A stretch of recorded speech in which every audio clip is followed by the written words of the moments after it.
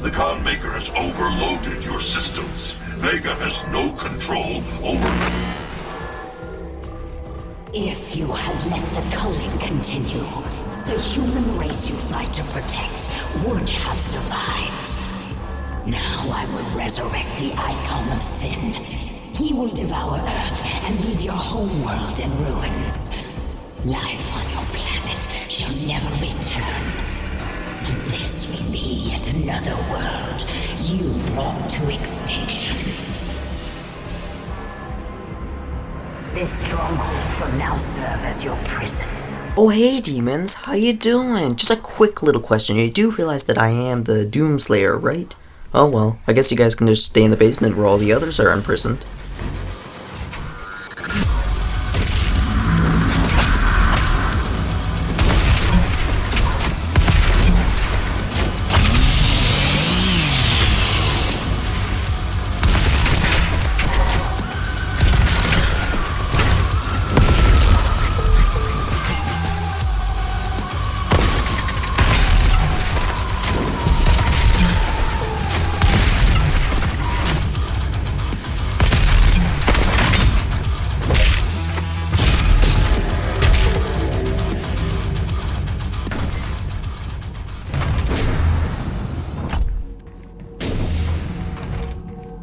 Okay, now that we're finished with that ordeal, welcome to Doom Eternal Episode 9. Today, we're going through Terrace Nabad in search of my favorite weapon in Doom, the the Crucible.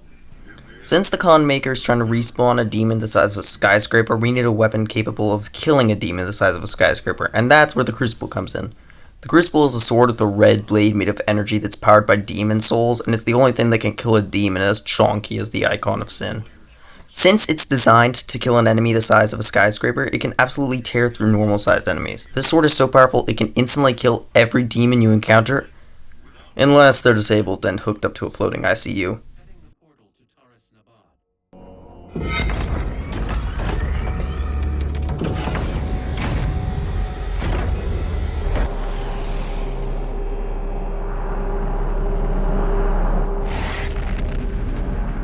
Because we're getting a Lightsaber Crucible today, I think it's only fitting we talk about Star Wars. Now, you guys know I am a huge nerd, but what you might not know is that I am a huge Star Wars nerd. I was like a cultist with that shit. I used to treat one of my books like the damn Bible.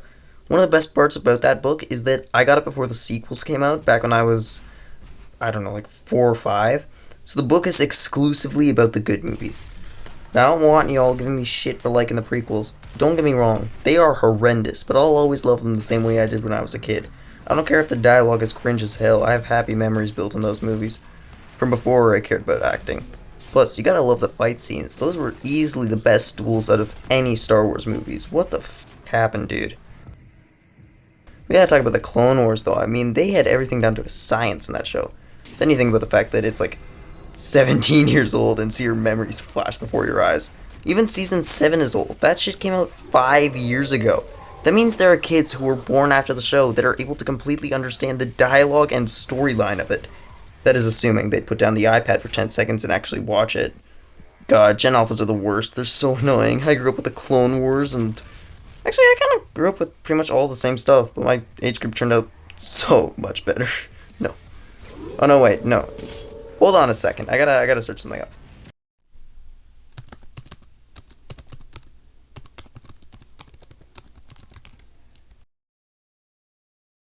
Okay, so, never mind what I just said. I always actually forget that I was born in the DVD era, because I can never remember that when I was that young. But, yeah, I also remember I had very little screen time, like, for a pretty decent chunk of my life. But, by the time I was allowed to play video games and watch YouTube, I was old enough to understand good content and bad content. I guess there actually is a reason why Gen Alpha is so whack. They grew up their whole lives with screens. Streaming services, video games, YouTube, they've lived their whole lives submerged in it, and now we're at a point where they are the weirdest little kids that speak in a language they've created by combining random phrases from videos. I feel like every Gen Alpha I speak to is incoherent and screen obsessed. They speak super fast and their slang-filled language almost needs a translator at this point. When they have their screens, they're so hyper fixated on them, it's impossible to speak to them. But if you take away their precious YouTube shorts, they're just gonna scream at you and hit you.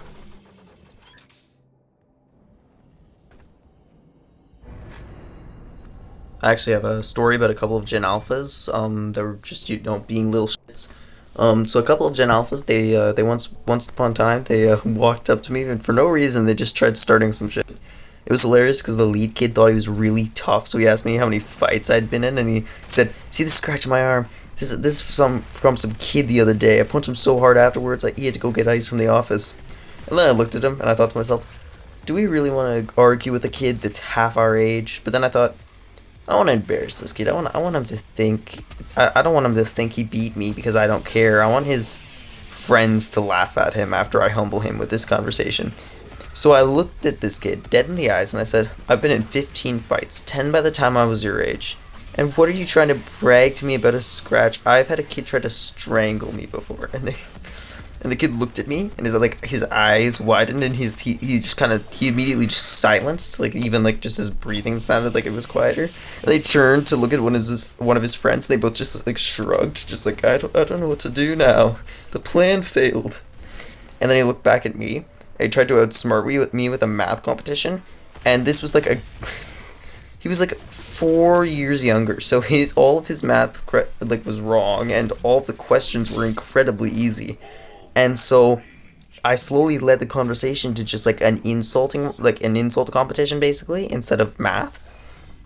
And next he tried to say I was short, so I got up from my seat, I was sitting on a kind of a bench at the time, and I looked at him. And I said, "I have to look down at a 45-degree angle to see you. What do you mean I'm short when you're a solid 4'6"?" Then he tried a couple other insults, but I hit him back with one comeback after another, and I kept turning his words around and throwing them at him, and they hit him like a freight train. The only ounce I have of respect that I have for this kid is that when his friends laughed at him and they eventually left, he didn't cry or anything. He just kind of walked away, just shocked to his core, just oh my, what? How did you fail? You would never expect that a fourth grader would get absolutely wrecked by a kid twice his age.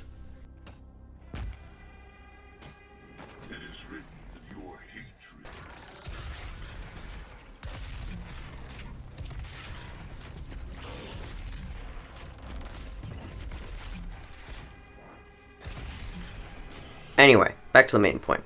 I've said that I love Star Wars, but I've never really proved it. That is why I've prepared a 10,000-word essay regarding the inner workings of both the living and cosmic force and expounding how both the dark and light side work. We shall delve into how your midichlorian count influences how puissant you are with the force, why the dark side seems more powerful, how the force can be utilized by most people, and why the light side always seems to win in the cessation. I'm just kidding, I would never put you guys through that. I could barely pronounce most of that. I'd put that through a fancy language translator right there. Probably put that essay in a future video where I'm playing a Star Wars game instead.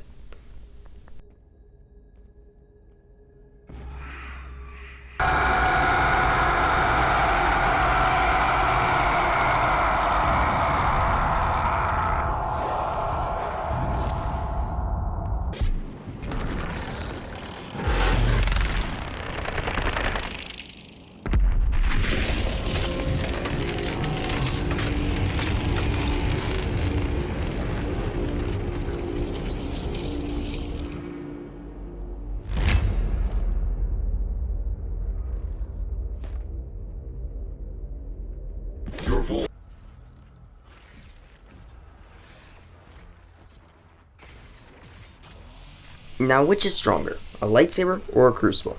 That's actually a question I've been wondering for a few days, so today we're going to answer it. Lightsabers use kyber crystals for power, while the crucible runs off of argent energy. Now, kyber crystals come from the icy caves of Ilum, and Ilum's this ice planet, kind of like Hoth, but it's in the Clone Wars. Just watch that show, it's great. Anyway, the kyber crystals are attuned to the Force and their wielder. They choose the Jedi that uses them, or at least that's what the lore says. But to determine their power, we have to look at just one example, the Death Star. The Death Star runs off of 9 kyber crystals, each one being about 20 feet long and 5 feet wide.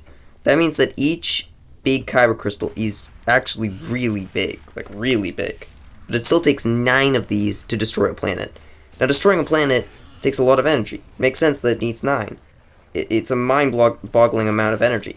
And using that amount of energy and some very not complex math, we can find that each kyber crystal is really powerful. Then we can use that to find the strength of a normal-sized kyber crystal, and using that very quick math, that definitely didn't take me an hour, tells us that a normal-sized kyber crystal has a power output of 280 million billion watts. That means a lightsaber crystal can power the entire world until after the sun explodes.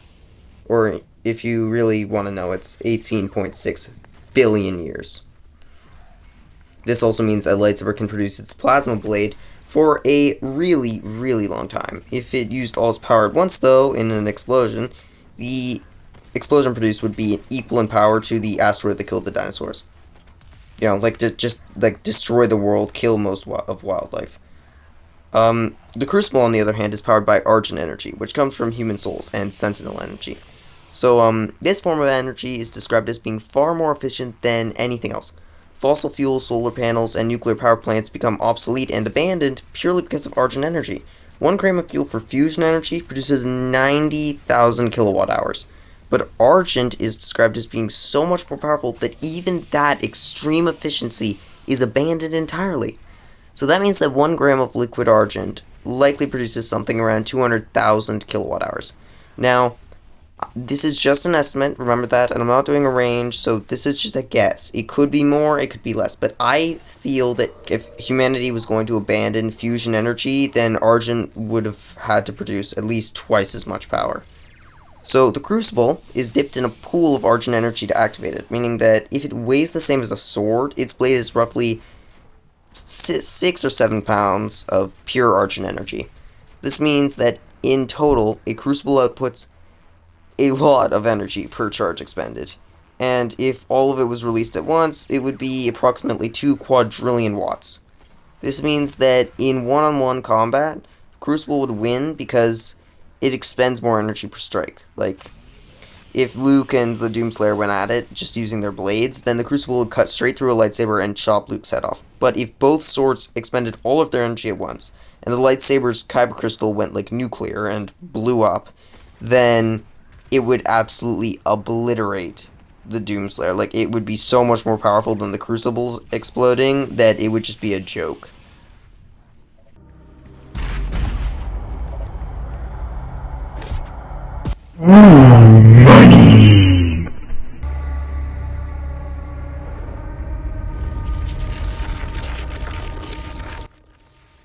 How about a magic trick?